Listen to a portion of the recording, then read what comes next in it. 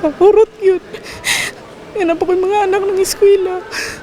Wala mapugni sa pagtulo ang luha sa usa sa mga biktima sa sunog sa Sitio Cruzan, Barangay Bulacau, Dakbayan sa Talisay nga si Jovelyn Silio Teves. Human iyang gipadangat nga ang ilahang panginabuhian nga mga ekipo sa sound system hurot nga gilamoy sa kayo.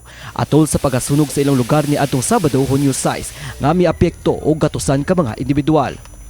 Matud ni Teves, wala pa kaaptig duha ka tuig ang ilang pagpahimulos sa maong gamit sa negosyo ug ang mas nakapait pa, wala pa kini maimpas. Ginahinay barog.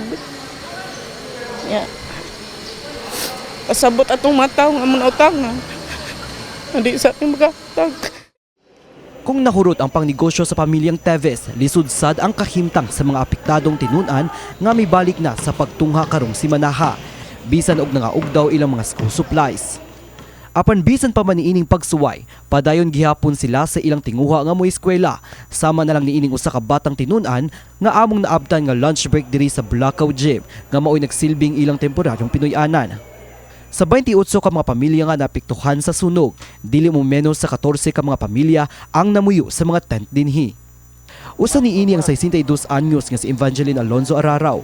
Matud pa, 7 sila nga magsikit sulod sa usa ka tent. Ay bitod lalim mga masunugan ko. Yan na pa yung kay mga apo. Gisugilo ni Evangeline nga naglaba kini atol sa pag-ulbo sa kayo og tungod sa kapaspas sa mga panghitabo. Wala kini nasalbar nga bisan usa ka gamit. Puro hinatag na sa puro hinatag bitanan ko kay wa mo gyud may nadara.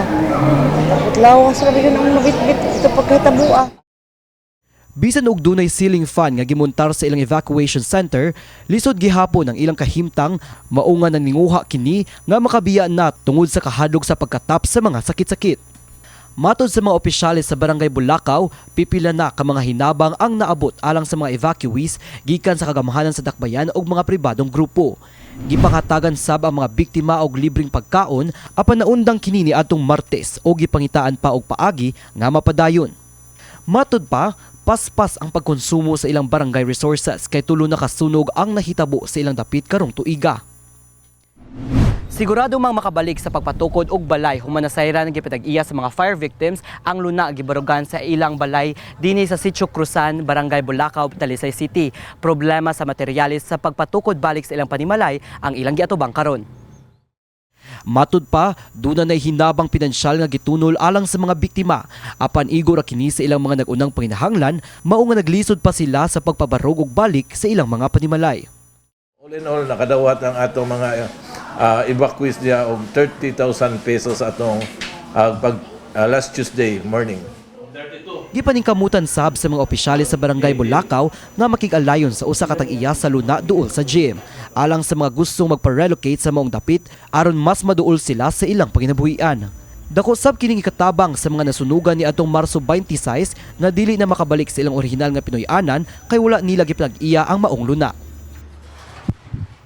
Kini si Mark Ermas, alang sa My TV Cebu.